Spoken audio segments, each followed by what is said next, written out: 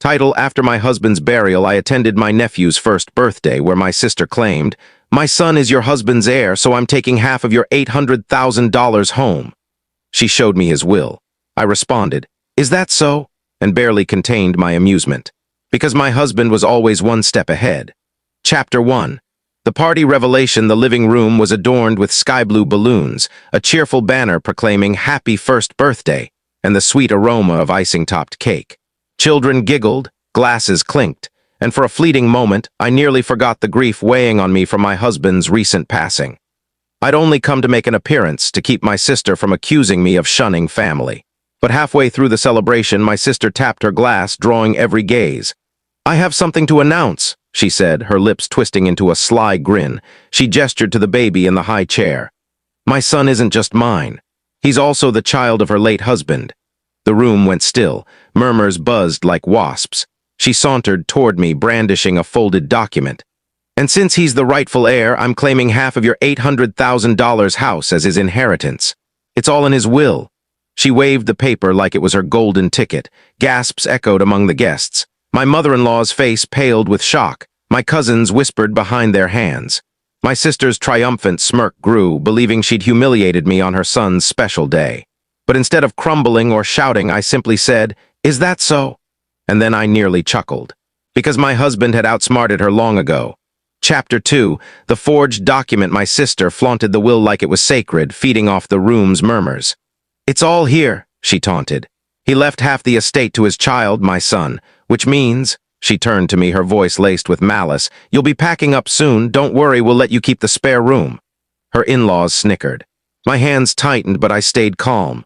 "May I take a look?" I asked evenly, holding out my hand. She paused, but her arrogance won. With a theatrical gesture, she handed me the paper. The moment I opened it, I knew. My husband's signature was there, but so were watermarks unrelated to legal forms. No witness signatures, no notary seal. Worst of all, the paper bore the faint logo of her husband's office supply business. I met her gaze, a faint smile tugging at my lips. "You must think I'm a fool." Her confidence wavered. "What are you saying? It's legal," she snapped. "You faked this," I said softly, loud enough for the crowd to hear. "And you did it poorly." Gasps rippled again. My mother-in-law leaned closer, eyeing the document. "That's not even a proper will format," she said. Panic flashed across my sister's face. She lunged for the paper, but I held it steady. "No need to worry," I said, tucking it into my bag. "This will pair nicely with the real will, the one properly signed, sealed, and secured. You didn't know about that, did you?" Her jaw dropped, then clamped shut. For the first time that evening, she looked diminished. She had no clue my husband had anticipated her scheme long before his death. Chapter 3. The true will. The room fell silent, tension thick in the air. My sister's smirk vanished, replaced by a nervous twitch. "You're lying," she spat, but her voice faltered. I leaned back, pulling out my phone. "Am I?" With a few swipes, I opened a scanned PDF of the authentic will, prepared years ago with our lawyer. I turned the screen for all to see. Murmurs spread. The document was airtight, notarized, signed, dated, witnessed. But it was the final page that stunned everyone.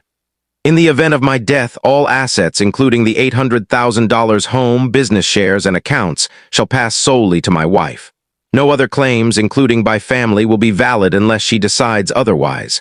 My mother whispered, "But what about her son?" I locked eyes with my sister and delivered the final strike. "DNA results are included in the appendix. My husband had them done before he passed." Every head turned to her. The appendix clearly stated her son had no biological tie to my husband, never had. My sister's face went ashen. "That's fake, you fabricated it," she stammered. Too late, her husband grabbed my phone, scrolling with trembling hands. When he looked at her, his face wasn't angry, it was repulsed. "You lied to me," he hissed. "You made me look like a fool in front of everyone with a fake will and a child who isn't even his." The room erupted in whispers. My sister's carefully built image shattered before the crowd she'd aimed to impress. And I hadn't even played my strongest card yet. Chapter 4. The secret clause. The guests were still reeling from the DNA revelation when I spoke again. "There's more you should know," I said, scrolling to the will's final page. A bolded clause stood out. "Should any family member attempt to deceive, forge documents, or make false claims on my estate, they will be permanently barred from all rights, claims, or inheritance tied to my name. Evidence of such fraud will disqualify them and be reported to authorities." I let the words settle before continuing. In other words, my husband foresaw this. Your stunt tonight just cut you off completely. My sister's legs wobbled. Her husband thrust the phone back at her, his face flushed with rage. You've destroyed us, he growled. Do you even understand what you've done? Her voice broke into a sob. It was supposed to work, she mumbled, but the guests' murmurs drowned her out. Every eye judged her. The relatives who once admired her now turned away in disdain. My mother, pale, whispered, "She's out, for good." I nodded. Yes. And this entire conversation is recorded. If she tries anything else, it's going straight to the police. My sister collapsed into sobs, her husband storming out without another word. I hadn't just protected my husband's legacy, I dismantled every weapon she thought she wielded. And this was only the start of her collapse. Chapter 5. The consequences word of my sister's disgrace spread quickly. Relatives gossiped, and her once loyal friends stopped answering her calls. Even her husband, who'd left the party in a fury, didn't return for 3 days. The real fallout came when the family lawyer sent a letter. Your sister's false claim has activated the fraud clause in the will. She is permanently barred from any claim on the estate, with legal consequences for further attempts. The letter wasn't private. It was sent to both families. Overnight, my sister went from the favored daughter to the one who tried to swindle her own sibling. Her social circle abandoned her. Invitations dried up. A neighbor mentioned overhearing churchgoers whisper, "That's the woman who forged her brother-in-law's will." Her husband returned only to pack his things. "I didn't marry a fraud," he snapped before leaving for good. Then the police got involved. I'd submitted the recording of her dramatic party reveal. With the forged will, bribery attempts, and the fraud clause, the district attorney had enough to launch an investigation. The sister who once strutted with pride now sat in an interrogation room, pleading for leniency. Meanwhile, I sipped wine in the home she'd tried to take. My husband's photo rested on the mantel. For the first time in years, I felt at peace. She'd mocked me, underestimated me, and now she'd lost everything: family, wealth, friends, and respect. And me? I had my home, my freedom, and the satisfaction of knowing justice doesn't always need rage. Sometimes it just needs patience and truth.